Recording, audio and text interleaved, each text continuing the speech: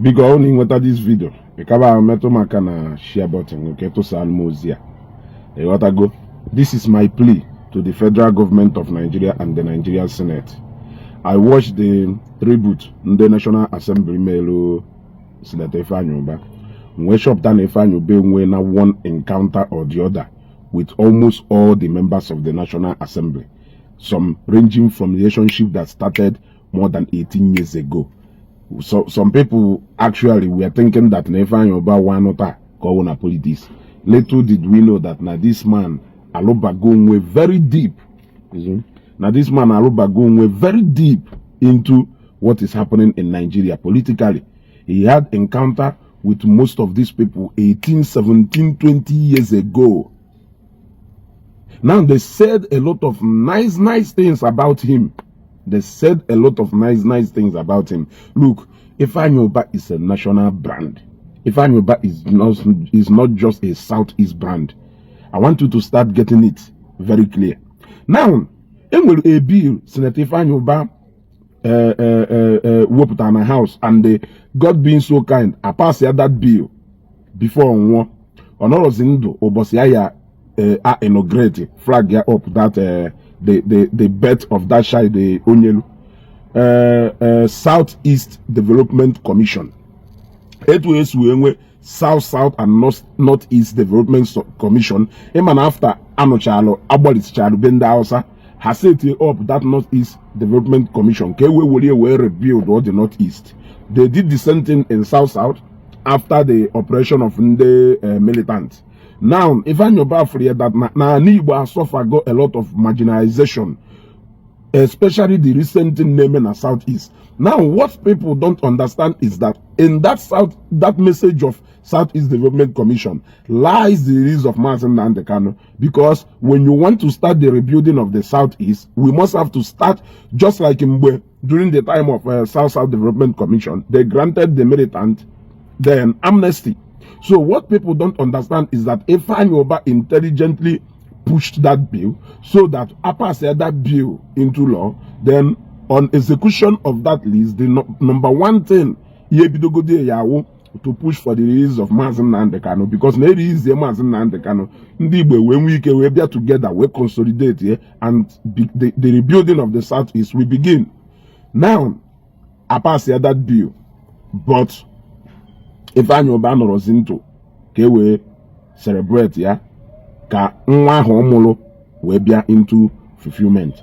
Now this is my plea to the National Assembly and the federal government of Nigeria. Senator Alin Dume got up Onye Hausa, if I'm not mistaken, or but Igbo. And Senator Alin Dume, I don't know how to go Onye Hausa or Onye side Ifa. So he said, and I quote, that na legacy of Ifeanyi Ubah National Assembly should not be allowed to fade away. That he is asking and pleading that na APC, the Senate, they should extend the hands of bringing back Ifeanyi Ubah's legacy into the National Assembly to his wife. So indirectly, what he was asking them, he said it, that during the rerun of the Anambra South Senatorial District election, that APC should give the APC ticket to Senator Ifeanyi Ubah. God being so kind, that woman, she get her back to the Senate, be a finish here, if it be. But me, in my own suggestion, I am suggesting that since Ifeanyi Ubah pushed the bill that gave birth to the development, to the birth of this Southeast Development Commission, I am pleading that Senator Ifeanyi Ubah should be given to be the head of that Southeast Development Commission, so that she can finish what the husband has started. I know that Ushe and the Ifeanyi, they share the same vision, most likely in so many things. So they should make the wife the head of that Southeast Development Commission, so that even though Ifeanyi Ubah is no more here, the wife can stay and consolidate what the husband has started. It is a very good idea. It is one of the best things that can ever happen to Southeast. But I have made video about this particular bill back then. Little do I know that Ifeanyi Ubah will not be here to see the fulfillment of that dream. This is a man that talk about Ndibo anywhere. he goes. So I am begging the Southeast Anambra chapter, I mean APC Anambra chapter, Ndi Igbo niile, National Assembly and Federal Government to consider appointing Senator Patrick Ifeanyi Ubah, one, as only see that Southeast Development Commission, consolidate here, where and finish here, if it bidolo, number one. Number two, we don't want after the burial of Ifeanyi Ubah, every legacy this man not happen here will be left like that, just like that of Ezego, just like that of a lot of prominent people around here who has contributed one way or the other into the development of individually people in an Igbo here. So we don't want after the burial, these people will just go, and that will be the end of the journey. So I want Oblona government in this woman this appointment. This woman here so that she can continue looking after the legacies and continue from where the husband starts. I understand that no possesses some of the characters of the husband, because after Diengoro on Ifeanyi Ubah's birthday, a petrol stations here, Olewe fuel. At that time of morning, she still use fuel gas in her tank. We celebrate her birthday day. Elekwa fuel very cheap, very cheap, very cheap. It goes a long way to show that this woman Nadia, that they are thinking alike in terms of philanthropic gestures. Ifeanyi Ubah. Noble because of her. Ifeanyi Ubah that day may on our support you go on. So that shows a long way. Let them appoint this woman or give this woman any appointment that is going to keep her here so that she can continue from Ebedi Okosere. It is my plea. Now, if you say you love Ifeanyi Ubah, if you say Ifeanyi Ubah is your favorite, if you say Ifeanyi Ubah is one of the best material we have here, share this video.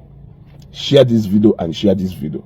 Share this video and share this video. Do not allow that legacy to die like that. Let there be a continuous. Let that be a continuous process. Let this woman head that Southeast Development Commission.